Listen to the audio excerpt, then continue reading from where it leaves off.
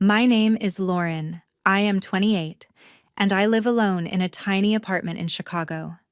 3 weeks ago, I drove 4 hours back to my parents' house for what my mom proudly calls our early Christmas family dinner, even though it actually happens on Thanksgiving.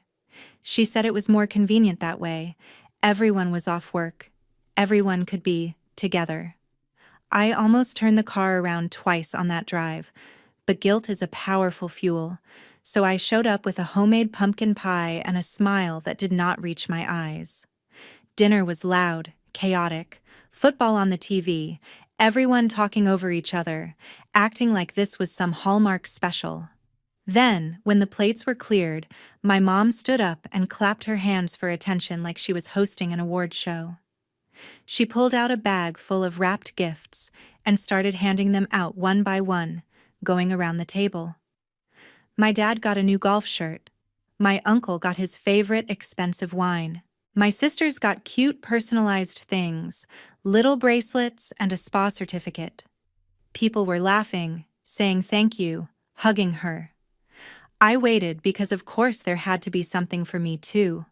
When the bag was empty and she still hadn't looked in my direction, I finally asked, as casually as I could, "Is there one for me?" She didn't even hesitate. "Be grateful you can sit here," she said, like she was reminding me I should be thankful just to be allowed in the room. My uncle snorted and added, "Be glad we still remember your name," and the whole table exploded in laughter. I felt my face go hot, but I just nodded and said, "Good to know." No yelling, no tears, just that. I left early, drove back to Chicago in the dark, and decided something was going to change.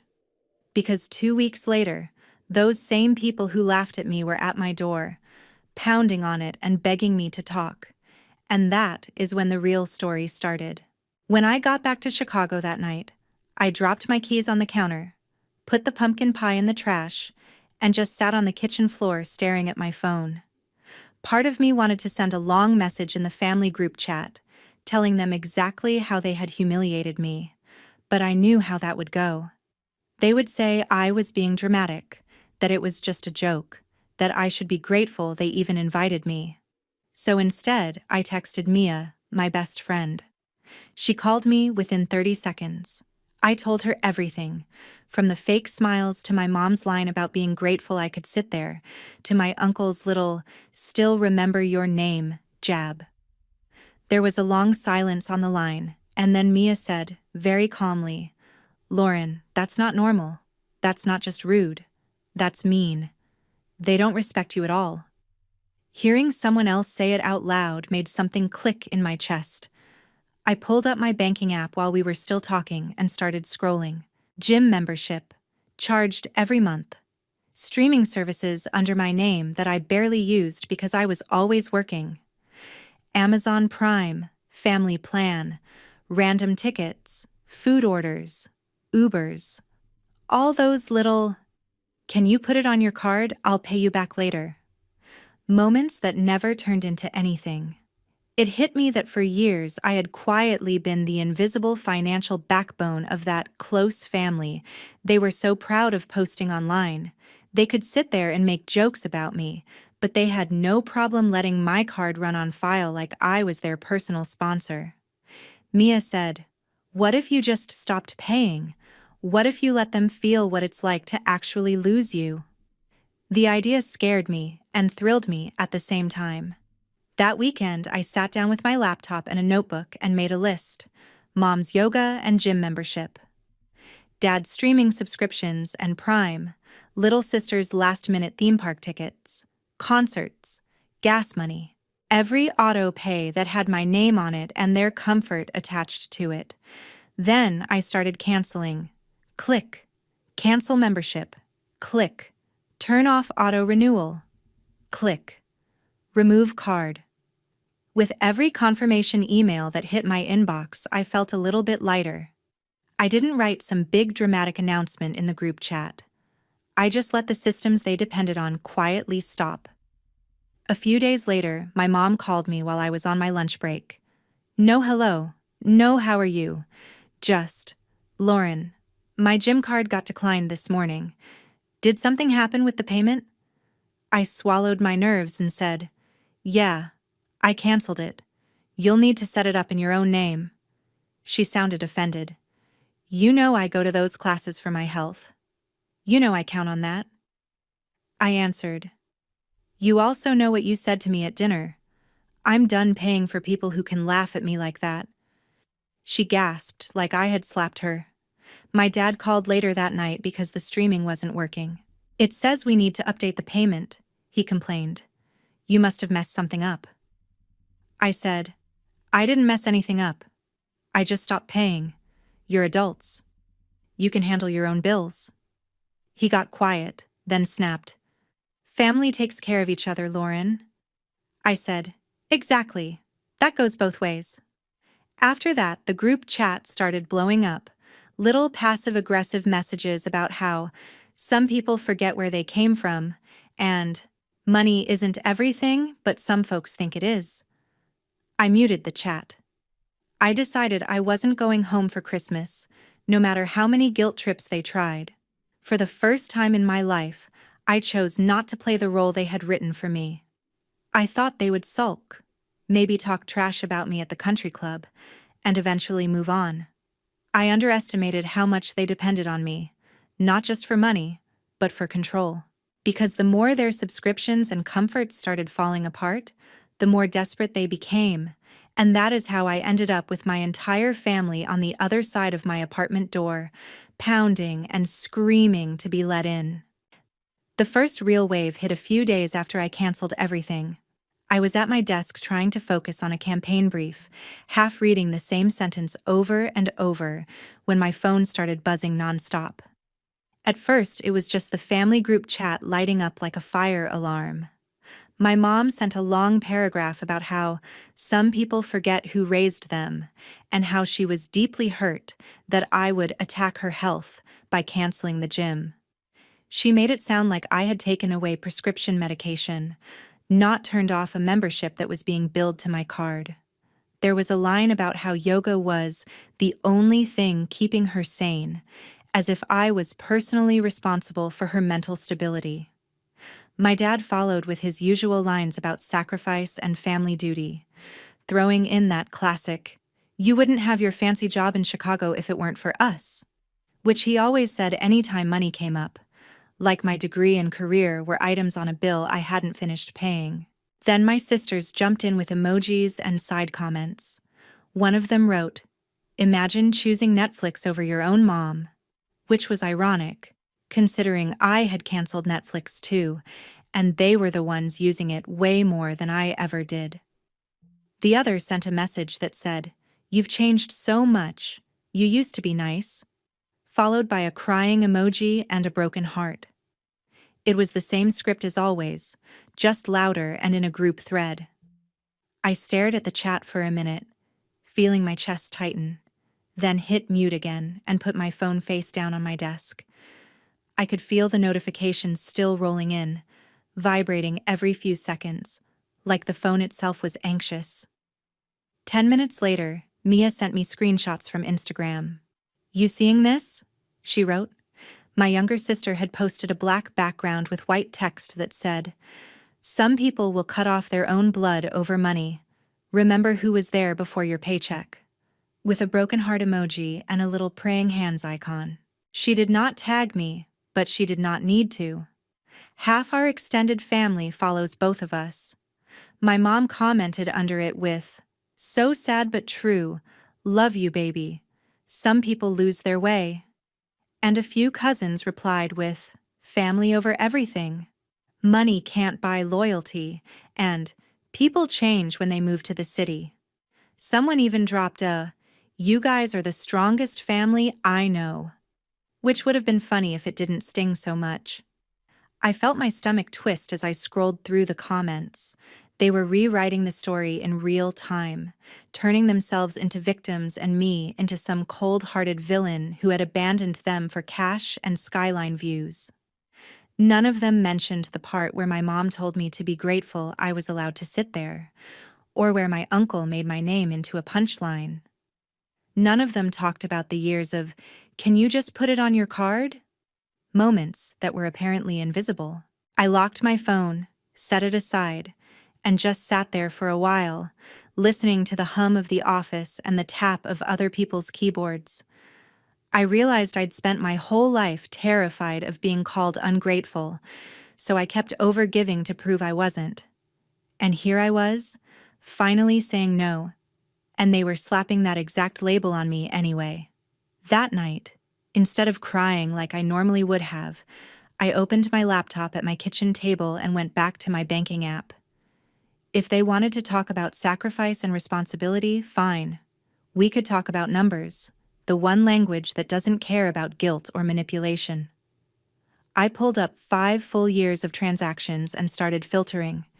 Gym, yoga studio, streaming services, Amazon Prime family plan, theme park tickets with notes like "for Harper and friends," concerts where the charge hit my account at 11:59 p.m. after a frantic "I'll PayPal you tomorrow, swear," emergency car repairs my uncle couldn't afford that somehow landed on my card with "I'll get you back when my bonus hits," that never happened.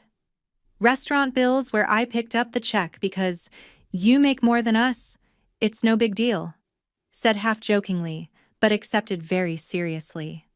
It was painful and strangely satisfying at the same time. With every line item I highlighted, I remembered the exact conversation that went with it. The exact moment I'd swallowed my resentment and smiled instead. I copied everything into a spreadsheet, added dates and short descriptions, color-coded the categories just to keep myself sane, and watched the total climb higher and higher until I had to sit back and just stare at it. This was not a few generous moments. This was a pattern. This was years of me being the safety net whenever someone forgot their wallet or couldn't pay till Friday or just needed help this one time. I realized that to them, my money was an extension of their own, something they felt entitled to because of biology and history. I drafted an email and addressed it to my parents and both sisters. The subject line said, "Since we are talking about who owes what." I sat with that subject for a moment, my finger hovering over the keyboard, then started typing. In the body, I wrote very plainly that I was aware of the things they had done for me growing up, that I was grateful for a roof and food and school, that I wasn't pretending I raised myself. But I also wrote that the idea I somehow owed them endless financial support and blind tolerance in return for the rest of my life was not accurate and not healthy. Then I pasted the spreadsheet total and a short breakdown underneath, listing out the categories. I did not call them thieves. I did not demand they pay it all back on the spot like a debt collector. I simply wrote, "If you want to keep insisting I am ungrateful and selfish because I stopped paying, please look at this and ask yourself who has actually been taking care of whom."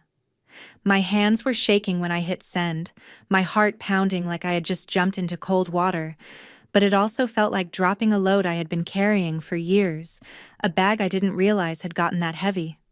My mom's reply came fast, all caps in the subject line, "How dare you?"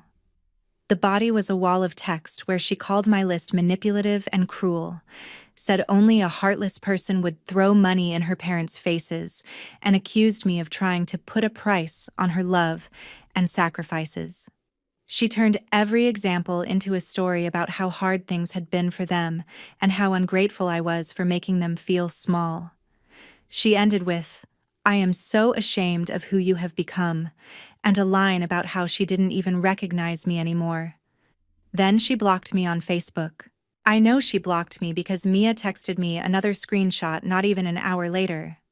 My mom had just posted one of those generic family quote images, something like, "Family is forever, even when some members forget," with a long caption about staying strong during these trying times and being thankful for the children who still honor their parents and understand true loyalty. The likes and supportive comments rolled in. People wrote, "You're such a good mom. Your kids are lucky to have you. Don't let anyone tear your family apart.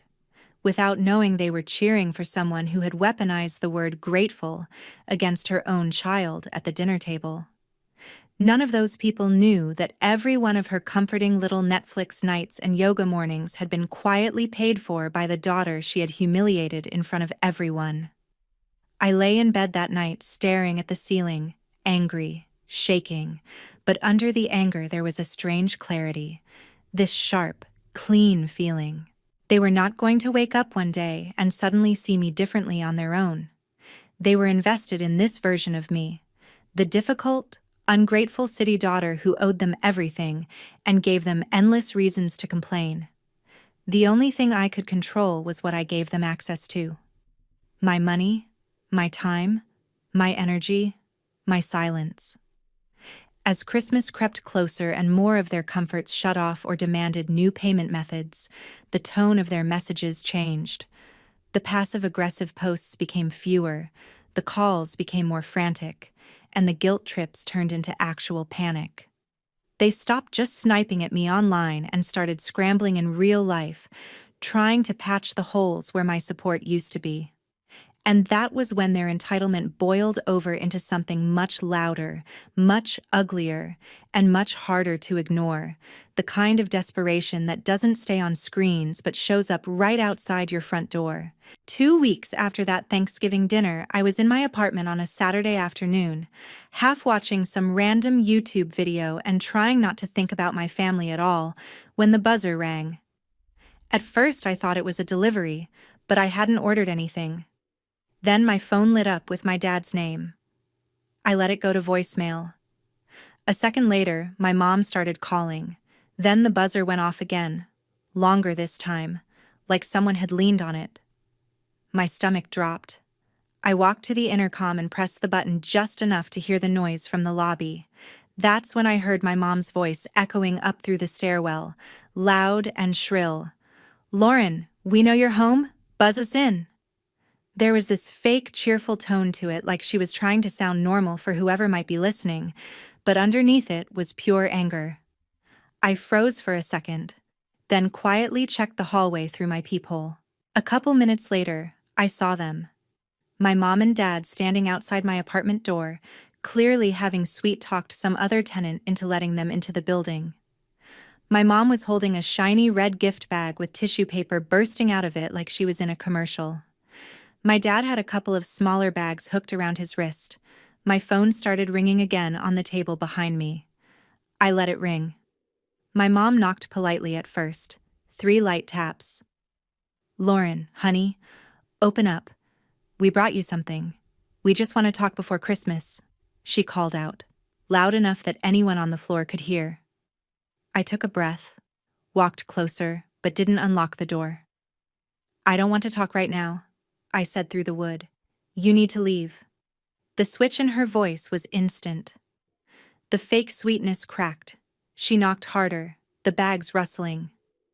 "We drove 4 hours to be here, Lauren. 4 hours. The least you can do is open the door and speak to your own parents."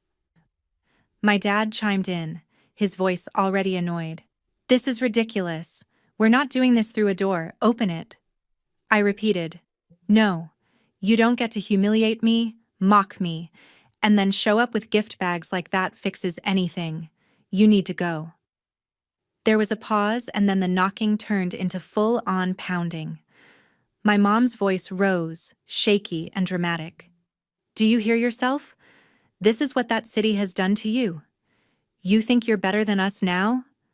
You cancel things without warning. You send that disgusting email, and now you can't even look at us?" She started to sniffle loudly. "Our family is falling apart and you don't even care," she cried. My dad lowered his voice, but I could still hear the anger in it. "This is about respect, Lauren. You owed us a chance to talk in person. Man up and open the door." I almost laughed at "man up," considering what started all of this was them making fun of me in front of everyone like I was a child. Instead, I said, "Respect goes both ways. Standing outside my home, trying to force your way into a conversation I said no to, is not respect." My phone buzzed in my hand. It was my younger sister, calling. When I didn't pick up, she immediately followed with a text. "They're outside your door, just open it, don't make this worse. Mom's freaking out." I typed back, "They showed up uninvited, that's on them." A second later she replied, "You're being cruel? They brought you Christmas gifts to make it right." Through the door, my mom must have decided to lean into that angle. She raised her voice again and said, "We brought you presents, Lauren. We didn't forget you. We're trying. This is what you wanted, right? Attention?" It was almost funny how she twisted it. I pictured what was in those bags. Maybe some basic sweater from a sale rack. Maybe a candle. Something they could point to later and say, "We tried, but she threw it in our faces." I didn't want any of it. "You're not fixing anything with gifts," I said. "You never even apologized for what you said to me, for laughing at me in front of everyone." There was a beat of silence. Then my mom snapped, "Oh my God, are you still on about that? It was a joke, Lauren. A joke. Normal people can take a joke at dinner." My dad added, "You're blowing one comment out of proportion and punishing the whole family over it." That was the moment I knew there was nothing for me on the other side of that door. Not yet. Not like this. I pulled my phone back out and texted my mom. "You have 10 minutes to leave or I'm calling building security." Out loud I said, "You need to go. I'm serious." The pounding stopped for a second, then came back even louder along with my mom's voice cracking. "We need to talk. Open up. Please. Don't do this to us. Don't do this to your mother." My heart was racing so hard I could hear it in my ears, but I didn't move toward the lock. I just stood there, staring at the doorknob, repeating in my head, "You're allowed to say no. You're allowed to say no." After about 20 minutes of knocking, crying, pleading, and my dad muttering that I was being insane, they finally left. A neighbor from down the hall shot me an email later that evening through the building portal, politely asking if everything was okay, and mentioning the very loud scene that had happened outside my door. I sat on my couch afterward, shaking, and opened a blank note on my phone. I started typing out exactly what had happened. Every word they said, every feeling in my chest. I didn't want them to gaslight me later into thinking I imagined it. The more I wrote, the clearer it became that this wasn't just about one dinner or a few subscriptions. This was about control. They were not used to me having boundaries, and they were not handling the word no very well. I thought the worst was over after they drove away that day. I told myself they'd cool off, complain about me to their friends, and then back off. I was wrong. That visit was just them warming up. The next time they came back, they would bring more than gift bags and guilt, and they would show me just how far they were willing to go to drag me back into the role they needed me to play. After the scene with the gift bags outside my door, I really thought they'd back off.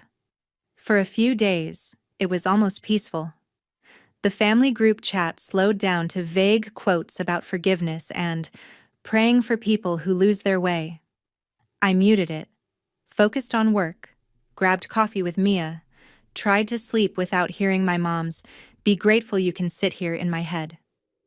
I told myself the worst was over. It wasn't. The calls started again. First from my parents' numbers, which I let go to voicemail. My mom cried about not sleeping, her blood pressure, how the doctor said stress like this could kill her, and asked if that was what I wanted. My dad's messages were colder. I was breaking the family. I owed them a conversation because they raised me. When I stopped answering, they switched to random local numbers. I picked up one, thinking it was work, and my mom said, "So you do still know how to answer a phone?" Like she'd caught me in a lie. I hung up. Then my Uncle Chuck joined in, leaving voicemails about how I couldn't cancel my family like a subscription and how one day I'd need them. Online, my sister posted another sad TikTok about being abandoned by your own sibling who chooses money and strangers over the people who were there from day one. No name, but the caption, "Sometimes blood hurts more than strangers," made it obvious. Strangers filled her comments with support, telling her to cut off toxic people. Meanwhile, the fallout from my canceled payments hit. My mom left a panicked voicemail about the gym wanting a new card and sign-up fee, saying yoga was the only thing keeping her calm and asking how I could do that to her. A cousin told me my dad was complaining at the golf club about ungrateful kids who treat parents like banks. One night, I opened my spreadsheet again and added a column for behavior: calls, guilt trips, TikToks, surprise visits. Seeing it all lined up made it impossible to pretend this was a phase. It was a system, and I'd stopped playing. A few days before Christmas, it went from digital back to physical. I came home with groceries, saw my parents' car outside, and felt my stomach drop. When I turned onto my floor, my mom, my dad, and my Uncle Chuck were standing in front of my apartment like a blockade. "There she is," my mom said loudly. "Do you feel proud calling security on your own parents?" I set the bag down, kept my keys in my hand. "You're not supposed to be here. You need to leave." My dad said they weren't leaving, that they'd driven all that way to talk in person, and I owed them that. My mom went on about how they were trying to save the family while I hid in my little box and treated them like parasites. My uncle leaned on the wall, smirking, asking if I really thought my neighbors cared about me more than my own blood. "You don't just cancel blood," he said. "I told them blood didn't give them the right to show up after I told them to stop." My mom scoffed, said no one had grabbed me, accused me of twisting everything and making them abusive so I could feel justified. My dad stepped in closer until my door was at my back. "Here's what's going to happen," he said. "You're coming home with us for Christmas. This stunt ends now." My voice shook, but I said, "No. I've told you to leave. You're harassing me." My mom slammed her palm into the door next to my head so hard I jumped, yelling about everything they'd given me and how I owed them. My uncle saw me flinch, smiled, and put his hand on my shoulder, trying to push me away from the lock. Something in me went very still. I shrugged off his hand and said, loud and clear, "Do not touch me again." I pulled out my phone, called building security, and said, "My family is here again." I told them to leave. They won't. One of them put his hands on me. "I need someone up here." They stared at me like I'd set the building on fire. The guard came up, listened to both sides, then turned to them and said, "She lives here. She's asked you to leave. You can't keep coming here and causing scenes. If you come back, we'll have to involve the police." He walked them to the elevator while my mom cried and my dad muttered about ungrateful kids. My uncle threw one last look at me and said under his breath, "You're going to regret this." Later, management slid a notice under my door, documenting the incident and stating they weren't allowed back without permission, that repeated visits could mean a no trespass order and police. For the first time, there was something on paper saying this wasn't just family drama. Other people saw it. Other people were willing to call it what it was. I wanted to believe that warning would be enough to make them stop. But people who are used to control don't usually give it up because of one piece of paper. And the next time they came, it wouldn't just be security getting involved. A few days before Christmas, I finally started to relax. Security had filed their report. My parents and my uncle had been escorted out once already, and my phone was quiet for the first time in weeks. I blocked a few numbers, muted the family chat, threw myself into year-end projects, and clung to the plan of spending Christmas Eve with Mia, eating takeout and watching dumb movies. I told myself they were done. I was wrong. One afternoon, I was coming up the stairs with groceries when I heard it. My last name echoing in the stairwell, my mother's voice sharp and too loud. "She's on this floor, I know she is. Lauren, get out here right now." My stomach dropped. When I turned the corner onto my floor, there they were again. My mom, my dad, and my Uncle Chuck standing in the middle of the hallway outside my door like they owned it. My mom spun toward me. "There you are. she snapped. Do you feel powerful now? Calling security on your own parents? My dad stood stiff, jaw clenched. My uncle leaned against the wall like this was his entertainment for the day. I set my grocery bag down and kept my keys in my hand. You're not supposed to be here, I said. You need to leave. We're not leaving, my dad said. Not until you stop acting like a stranger and talk to us like an adult. We drove all this way before Christmas to try and fix this. My mom jumped in, voice rising so every door could hear. We're still fighting for this family, she said. You cut us off. You humiliate us with that email. You call security on us. And you can't even look us in the eye. We gave you everything. I felt doors crack open along the hall. My uncle pushed off the wall and stepped closer. You think these people care about you more than we do? He asked, nodding toward the other apartments. When your big city life falls apart, you think they'll take you in? Blood is blood, kid. You don't just cancel that. Something inside me hardened. Blood isn't a free pass, I said. It doesn't give you the right to show up at my home after I told you to stop. It doesn't give you permission to yell at me, corner me, or put your hands on me. My mom scoffed. No one put their hands on you, she snapped. You twist everything to make us look like monsters. Security said there was nothing on camera last time. You've decided we're abusive so you can feel justified. Out of the corner of my eye, I saw my older neighbor down the hall, standing in her doorway with her phone up, recording again. Our eyes met. She gave me a tiny nod that said, I see this, and I'm not pretending I don't. My dad stepped in closer until my back hit my own door. His voice dropped. Here's what's going to happen, he said. You're going to pack a bag. You're coming home with us for Christmas, and we're going to sit down and work this out.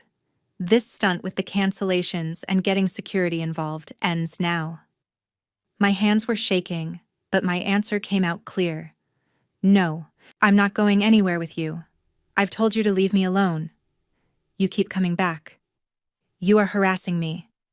My mom slapped her hand against the door right next to my head with a loud crack that made me flinch. Harassing? She hissed. We gave you life. You wouldn't have this apartment, this job, anything, without us. You owe us respect. You owe us your presence at Christmas. You owe us more than this. My uncle saw me flinch and smiled. You call this harassment? He said, then put his hand on my shoulder and shoved just enough to move me away from the lock. It wasn't a punch, but it was a message. We still control you. Something in me went very still. I knocked his hand away and said loudly, Do not touch me again. Before he could fire back, my neighbor's voice cut through the hallway. I'm calling the police, she said clearly. This is the second time you've done this. She asked you to leave. I'm recording all of it. For a second, everyone froze. My mom whipped around and yelled, This is none of your business, this is family. My neighbor didn't flinch. You made it our business when you started yelling in the hallway, she said. I could hear sirens faintly in the distance getting closer. My mom turned back to me, switching into that broken, manipulative tone I knew too well. Lauren, stop this, she pleaded. Tell them it's fine. Tell her not to call. You want your uncle arrested? You want your mother to have a heart attack right here on the floor? Is that what you want for Christmas? My chest tightened. For a heartbeat, I felt that old reflex to fix everything, to fold and apologize just to make it stop. Then I remembered the spreadsheet, the dinner table, the way they laughed while I sat there burning. I took a breath. I want you to leave, I said. If you didn't want the police involved, you shouldn't have come back. A few minutes later, 2 officers walked down the hall, taking in the scene, my parents and uncle, my neighbor with her phone, me pressed against my door with my keys clenched in my fist. One officer looked at me. Do you live here? He asked. Yes, I said. They're my family. I've asked them to leave multiple times. Security already escorted them out once. They keep coming back. They've put their hands on me. I don't feel safe. My voice shook, but I got it out. The other officer checked with my neighbor, who showed them a clip of my uncle grabbing my shoulder and my mom slamming her hand into the door next to my head. That was enough. The first officer turned to my family. His tone hardened. "You need to leave the property now," he said. "You've been warned before. This is harassment. You don't get to come here and corner her because you're related.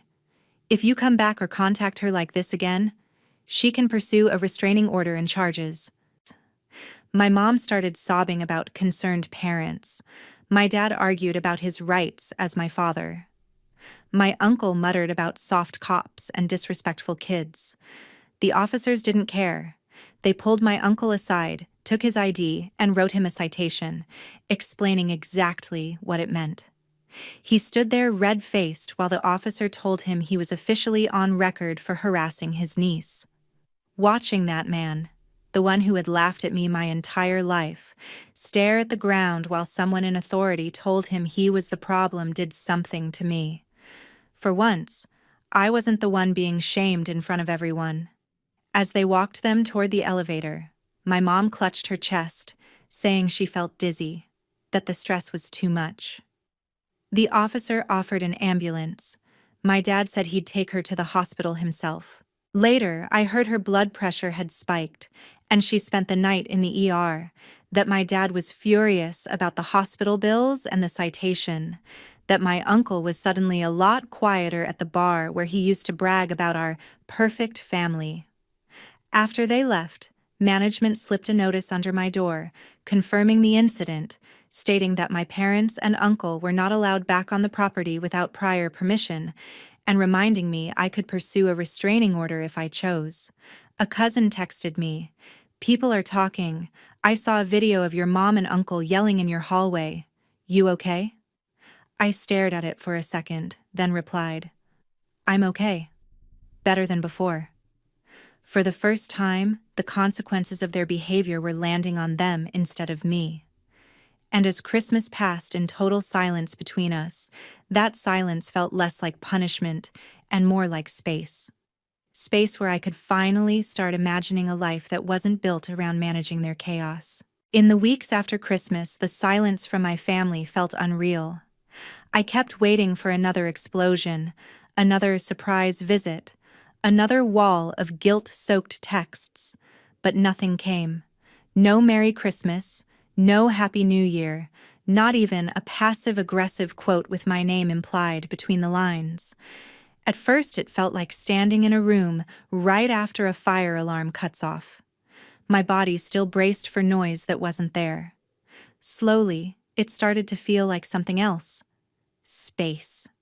Through cousins and mutual friends, I heard what was happening back home. My mom had to follow up after that ER visit. Her doctor told her straight that if she didn't manage her stress, she was asking for serious problems. Without my money quietly covering extras, she had to cut back on her gym and some of the social stuff she used to brag about. She asked a younger coworker to help her download budgeting and finance apps and figure out how autopay actually worked. My dad had to call the streaming and subscription companies himself, sit on hold, reset passwords, and for once figure things out without just saying, "Ask Lauren." He complained loudly about the hospital bill from my mom's ER night and my uncle's citation, but this time he had no one to dump those costs onto. My Uncle Chuck's funny guy image took a hit too. People at his bar and golf club had seen or at least heard about the video of him grabbing my shoulder in my hallway, cops writing his name down on a citation. He didn't go to jail, but the damage was done. It's hard to play the charming uncle when everyone knows you're the guy who got the police called on you by your own niece. My sisters went quieter online, fewer concert selfies and impulse trips, more posts about extra shifts and grinding for goals. When I stepped back as their invisible safety net, they had to stand on their own 2 feet. That was the thing that clicked for me. My boundary didn't just make me grow up, it forced all of us to. Once the adrenaline faded, I crashed a little. With no new drama to distract me, all the old stuff floated up. The jokes that weren't really jokes, the times I'd paid the bill and swallowed my resentment, the years I believed keeping the peace was my job. I finally booked a therapist instead of just talking about it. In our first session, she asked, "When did you learn that your role in the family was to fix everything?" I didn't have a neat answer, but the question sat with me. I also found an online support group and a subreddit full of people with stories that sounded uncomfortably familiar. Parents who weaponized guilt, relatives who used family as a leash, siblings who only reached out when they needed something. Reading their comments, I saw words I'd never let myself use for my own situation: manipulation, emotional abuse, financial exploitation. It didn't change what had happened, but it changed the way I judged myself for finally walking away. Months later, my mom sent a short email. No subject, just, "I'm sorry things got so bad between us. I don't agree with how you've handled everything, but I miss you. I hope you're okay." It wasn't the apology I wanted, but it was something. I didn't respond right away. When I did, I kept it simple. I told her I was okay, that I hoped she was taking her health seriously, and that if we ever talked again, it would have to be different. No yelling, no guilt, no pretending Thanksgiving was just a joke. I said I was open to a conversation someday, preferably with a therapist present, but I would not go back to paying for everything and being grateful to sit there. Hitting send didn't feel like reopening the door. It felt like locking it to the old version of us and leaving only a small, guarded window. I don't know exactly what will happen with my family in the long run. Maybe we'll build something smaller and healthier. Maybe we'll stay low contact forever. What I do know is this: for the first time, my peace doesn't depend on their moods. I pay my own bills for me. I spend holidays with people who don't turn me into a punchline and call it love. I no longer measure my worth by how useful I am to the people who raised me. If there's any lesson in all this, it's that family is not a free pass to disrespect you. Love without respect is just control, dressed up as concern. Boundaries are not betrayal. They're self-respect in action.